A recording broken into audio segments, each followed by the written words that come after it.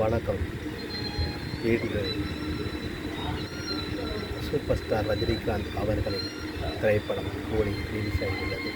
அது மட்டுமல்ல, தமிழ் திரையுலகில் 50வது ஆண்டை கடந்து அடியெடுத்து வைக்கும் அன்புள்ள ரஜினிகாந்த் அவர்களுக்கு நெல்லை மாவட்டத்திலிருந்து வாசகர் ரிப்போர்ட்டர் சார்பாக அவருக்கு எனது வாழ்த்துக்களையும் நன்றிகளையும் தெரிவித்துக் கொள்கிறேன். அபூர்வ ராகங்கள் தொடங்கி அந்த கேட் வாசலை துறந்தார். இன்று கூலி என்ற அளவுக்கு உயர்ந்து இருக்கிறார். இந்த உயர்வு சாதாரண உயர்வு அல்ல. வேர்வை துளி அவர் பாடல்களில் வருகிறது. அந்த அளவுக்கு உழைத்தவர். அவரே நிறைய மேடைகளை சொல்லி இருக்கிறார்.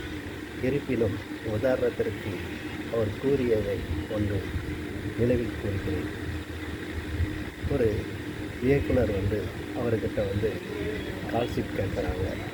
ஒரு படம் எடுக்கிறதுக்கு காலையில் ஷூட்டிங் அப்படின்னு சொல்கிறாங்க. அப்போ சம்பளம் பேசுகிறாங்க. ரஜினிகாந்த் சார் இப்போ 1000 ஒரு அட்வான்ஸ் கொடுங்க அப்படின்றாங்க. எப்போதுமே ஒரு அட்வான்ஸ் தொகை ஒரு படம் நேரில் பண்ணுறாங்களோ அப்படி உண்டு. அப்போ அந்த 1000 கொடுக்க சொல்லும்போது, நீங்கள் நாளைக்கு காலையில் வரும்போது வண்டிக்காரன் கூப்பிட வருவாங்க வீட்டுக்கு. அப்போது அங்கேயே நான் கொடுத்து விட்டுறேன் அப்படின்னு சொல்கிறாரு. சரி, எத்தனை மணிக்கு வரணும்? 8 மணிக்கெலாம் வண்டி வீட்டுக்கு வந்துடும் அப்படிங்கிறாங்க.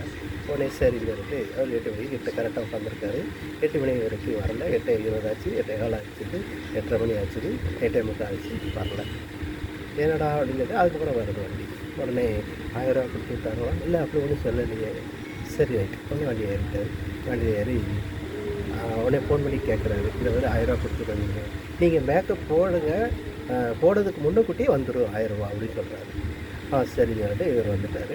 அங்கே கேட்கும்போது, ஷார்ட்லாம் ரெடி ஆகிட்டு நீங்கள் மேக்கப் போடுங்க, இதாகிடும். இல்லை 1000 அதெல்லாம் ஒன்றும் சொல்லலையே ஒன்றும் அப்படின்னு சொல்கிறாங்க. உடனே அங்கே வச்சு ஒரு ஃபோன் போடுறாரு. ஃபோன் போட்டவுடனே, இல்லை உடனே வந்துடுவேன், வந்தாலும் உங்களுக்கு 1000 தந்துடுவேன் அப்படின்னு சொல்கிறாரு.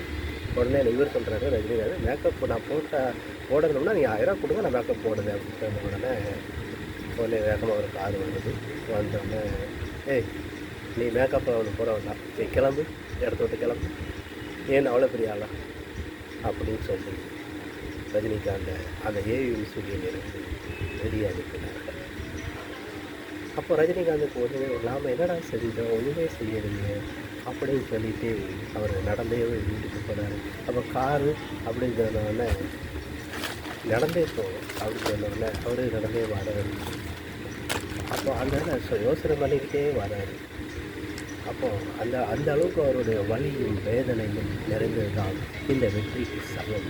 ஆகவே எல்லோருமே ரஜினியை போல உழையுங்கள் என்று சொல்லிக்கொண்டு அவரை போல வாருங்கள். வாழ்த்துக்கள், நன்றி. இன்னும் பேர்களுடன் அவர் ஓடி வாழ வேண்டும் பல்லாண்டு காலம் என்று அன்புடன் தெரிவித்தார். நன்றி.